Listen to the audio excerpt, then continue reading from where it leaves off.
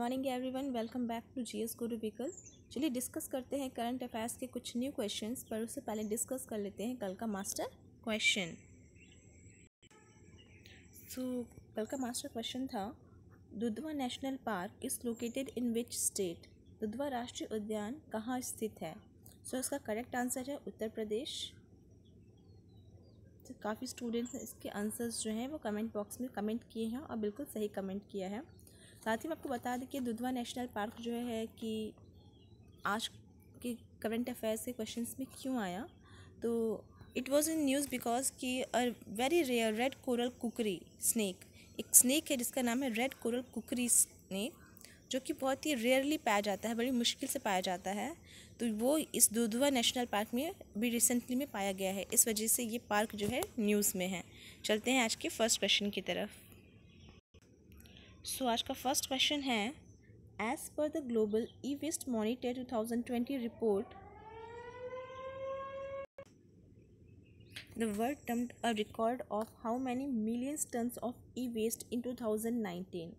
वैश्विक ई कचरा monitor 2020 report के अनुसार दुनिया ने 2019 में कितने मिलियन टन ई कचरे का रिकॉर्ड दर्ज किया है? Option A 35.3, option B 41.7, option C 49.1 and last option D is 53.6।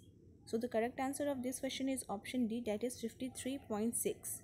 So as per the global e-waste monitoring 2020 report, the world dumped a record of 53.6 million tons of e-waste in 2019. साथ ही आपको बता दें कि global E waste monitoring 2020 report में पाया गया है कि 10.1 मिलियन टन्स के साथ चीन ने ई कचरे को सबसे ज़्यादा और सबसे बड़ा योगदानकर्ता था, और 6.9 मिलियन टन्स के साथ अमेरिका सेकेंड पोजीशन पर है। और नाउ फाइनली अगर बात करें इंडिया की, तो इंडिया जो है 3.2 मिलियन टन्स के साथ इंडिया की जो पोजीशन है वो थर्ड पोजीशन पे है। तो चाइना है वो फर्स्ट पोजीशन पे है, अमेरिका है 6.1 मिलियन टन्स के साथ सेकेंड पोजीशन पे। नाउ इंडिया की बात करें तो 3.2 मिलियन टन्स के साथ इंडिया जो है वो थर्ड पोजीशन पर है। ये तीनों देश मिलकर 2019 में दुनिया के लगभग 38% ई वेस्ट के पार्ट हैं। तो काफ़ी इंपॉर्टेंट क्वेश्चन है, इनके रेशियोज़ के साथ, इनके परसेंटेज के साथ इस क्वेश्चन को ध्यान दें। और चलते हैं नेक्स्ट क्वेश्चन की तरफ। So today's second question is, which of the following will invest rupees 20,000 crores on capacity expansion and infrastructure in Gujarat?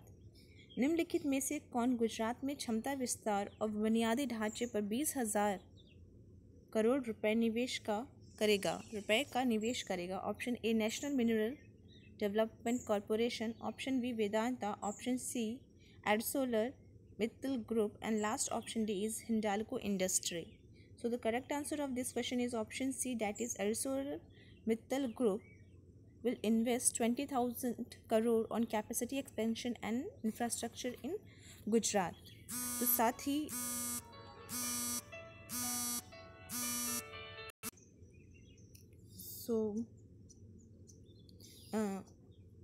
Isar steel plant की कैपेसिटी को बढ़ाकर 8.6 मिलियन टन पर ईयर करने के लिए 500 करोड़ रुपए का एक्सपेंशन इन्वेस्टमेंट भी चल रहा है। तो 5,000 करोड़ रुपए का एक्सपेंशन इन्वेस्टमेंट चल रहा है, और इसका आंसर है एरसोल मित्तल ग्रुप। तो एरसोल मित्तल ग्रुप ने 20,000 करोड़ जो है वो इन्वेस्ट किया है on capacity expansion and infrastructure in Gujarat. And साथ ही आपको बता दें कि और साथ ही 5,000 करोड़ का एक्सपेंशन के लिए और इसमें प्रोग्राम चल रहा है। चलते हैं नेक्स्ट क्वेश्चन की तरफ, that is question number 3। Which country has accumulated the world's fifth largest foreign exchange reserve at more than $500 billion? किस देश ने दुनिया का 5वां सबसे बड़ा विदेशी मुद्रा भंडार $500 से अधिक बिलियन जमा किया है? Option A Russia, option B India, option C China and last option D is USA। So the correct answer of this question is option B, that is India. So India has accumulated the world's fifth largest foreign exchange reserve at more than $500 billion dollar. चलते हैं next question की तरफ, that is question number 4। What is the theme of the international day of cooperatives 2020?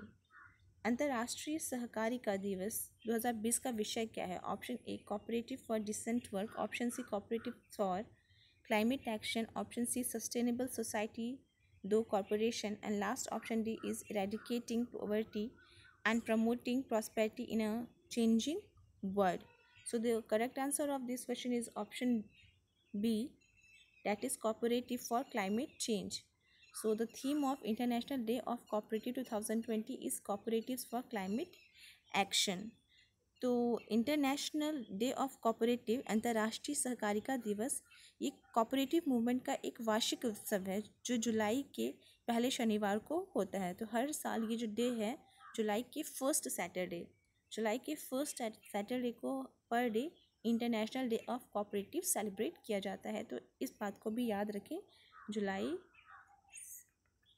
2 Saturday, right. चलते हैं next question की तरफ, that is question number 5। Who has launch the tool kit of Swachh Survekshan 2021? Swachh Survekshan 2021 के लिए tool kit किसने launch की? Option A Amit Shah, option B Narendra Modi, option C Piyush Goyal, and last option D is Hardeep Singh Puri. So the correct answer of this question is option D, that is Hardeep Singh Puri has launch the tool kit for स्वच्छ सर्वेक्षण 2021। तो ये हरदीप सिंह पुरी जो है ये housing and urban affairs के minister हैं, and it is a 6th edition of the annual cleanliness survey of urban India. Mr. Puli also announced a new category of award title, प्रेरक दौर सम्मान, as a part of स्वच्छ सर्वेक्षण 2021। तो उन्होंने एक प्रेरक दौर सम्मान के भी पार्ट शुरू किया है, अनाउंस किया है, अवार्ड अनाउंस किया है, जो कि पार्ट है, जो कि हिस्सा है स्वच्छ सर्वेक्षण 2021 का। तो इसका भी आप नाम ध्यान रखें, प्रेरक दौर सम्मान। चलते हैं नेक्स्ट क्वेश्चन की तरफ, that is question number 5। In July 2020 president Vladimir Putin who won a resounding victory in his bid to stay in power until which year? जुलाई 2020 में राष्ट्रपति व्लादिमीर पुतिन ने किस वर्ष तक सत्ता में बने रहने के लिए शानदार जीत दर्ज की है? Option A 2028, option B 2032, option C 2036, and last option D 2040। So the correct answer of this question is option C, that is 2026. So in July 2020, President Vladimir Putin has won a resounding victory in his bid to stay in power until year 2036, 2036। तो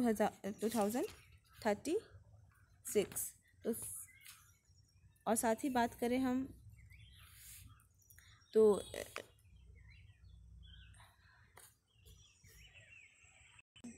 ये Russia से belong करते हैं। अब बात कर ले तो रशिया का जो कैपिटल है वो है मॉस्को, मैक्सिको, एंड रशिया का जो कैपिटल है वो मैक्सिको, और करेंसी की बात करें तो वह है रूसी rouble and Moscow, Mexico is the capital of Russia. चलते हैं नेक्स्ट क्वेश्चन की, तो that is question number 7। Which of the following have formed a joint venture to develop solar and thermal power assets to the tune of 5000 megawatt of power? निम्न में से किसने 5000 megawatt बिजली का क्षमता के लिए सौर और थर्मल पावर संपत्तियों को विकसित करने के लिए एक संयुक्त उद्यम का संगठन किया है? Option A GAIL and Coal India, option B NLC and Coal India, option C ITC and GAIL, and last option D NLC and ITC. So the correct answer of this question is option B, that is NLC and Coal India. तो NLC and Coal India have formed a joint venture to develop a solar and thermal power assets to the tune of 5000 megawatt of power. तो 5000 megawatt बिजली क्षमता के लिए सौर और thermal power संपत्तियों को विकसित करने के लिए एनर्जी एंड कोल इंडिया ने संयुक्त उद्यम का गठन किया है।